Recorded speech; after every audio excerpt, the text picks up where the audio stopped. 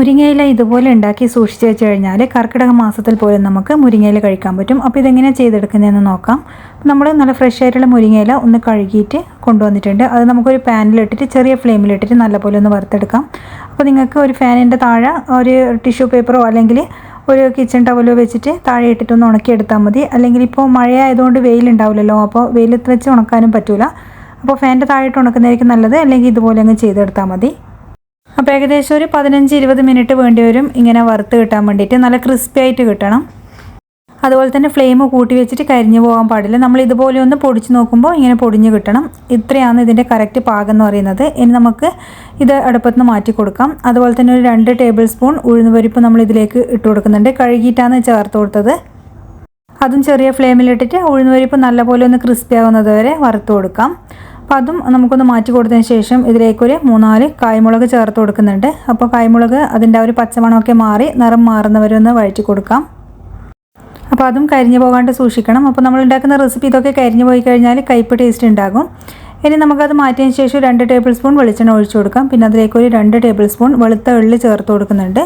അപ്പോൾ ചെറിയ ഫ്ലെയിമിലിട്ടിട്ട് അതും നല്ല പോലെ ഒന്ന് റോസ്റ്റ് ചെയ്തെടുക്കുന്നുണ്ട്.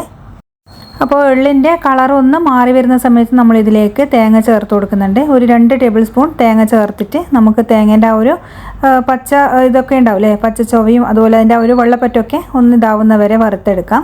അപ്പോൾ ചെറിയ ഒരു കളറ് മാറി വരുന്ന സമയത്ത് നമുക്കതിലേക്ക് കറിവേപ്പില ചേർത്ത് കൊടുക്കാം. ഒരു ഇത്തിരി അധികം ചേർത്ത് കൊടുത്താൽ നല്ലതാണ് നമ്മുടെ ഹെൽത്തിന്.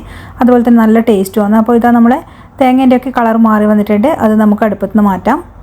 അപ്പോൾ എല്ലാം നല്ലപോലെ തണുത്തതിന് ശേഷം മിക്സിൻ്റെ ജാറിലേക്ക് ഇട്ട് കൊടുക്കുന്നുണ്ട്. ഇനി ഇതിലേക്ക് ആവശ്യത്തിനുള്ള ഉപ്പ് ചേർത്ത് കൊടുക്കാം. അതുപോലെ തന്നെ പിന്നെ നമ്മൾ ചേർത്ത് കൊടുക്കുന്നത് ഒരു ചെറിയ കഷ്ണം ശർക്കരയാണ്. അതുപോലെ ഒരു നുള്ള് കായപ്പൊടിയും ചേർത്ത് കൊടുക്കുന്നുണ്ട്. അതുപോലെ തന്നെ ഇതിലൊരു കഷ്ണം പുളിയും ചേർക്കുന്നുണ്ട്. എന്നിട്ട് നമ്മളിതൊന്ന് വിപ്പ് ചെയ്തെടുത്ത് കൊണ്ടുവരുന്നുണ്ട്. ഒന്ന് ജസ്റ്റ് പൊടിച്ചെടുത്താൽ മതി. അപ്പോൾ ഞാൻ പുളി ചേർക്കാൻ മറന്നുകൊണ്ട് പിന്നെ ലാസ്റ്റ് തൊട്ടാണ് ചേർത്തത്. അപ്പോൾ ഇനി ഇതിലേക്ക് പുളിയൊക്കെ ആവശ്യമുണ്ടെങ്കിൽ നിങ്ങൾക്ക് നോക്കി ചേർത്ത് കൊടുക്കാം. അപ്പോൾ കുറച്ച് നല്ല എരിവൊക്കെ ആകുമ്പോൾ നല്ല ടേസ്റ്റ് തന്നെയാണ്. അപ്പോൾ മുരിങ്ങയില അധികം കിട്ടുന്ന സമയത്ത് ഇതുപോലെ ഉണ്ടാക്കിയിട്ട് സൂക്ഷിച്ച് വെക്കാം. നിങ്ങൾക്ക് പുറമേ തന്നെ നമുക്ക് ഒരുപാട് കാലം സൂക്ഷിച്ച് വെക്കാം. പിന്നെ കുറച്ച് ദിവസം കഴിഞ്ഞ് കഴിഞ്ഞാൽ ഫ്രിഡ്ജിലും വെക്കാം. അതുപോലെ കർക്കിടക മാസം തുടങ്ങുന്നതിന് മുന്നേ തന്നെ മുരിങ്ങയില പറിച്ചിട്ട് ഇതുപോലെ ചെയ്ത് വെച്ചെടുത്താൽ മതിയാകും. അപ്പോൾ ആ ഒരു മാസത്തിലും മുരിങ്ങയില കഴിക്കുന്നതുകൊണ്ട് വിഷത്തിൻ്റെ അംശമൊന്നും അങ്ങനെ ഉണ്ടാവുകയില്ല. അപ്പോൾ വീഡിയോ ഇഷ്ടമായാലും ലൈക്ക് ചെയ്യാനും ഷെയർ ചെയ്യാനും സബ്സ്ക്രൈബ് ചെയ്യാനും മറക്കല്ലേ. താങ്ക്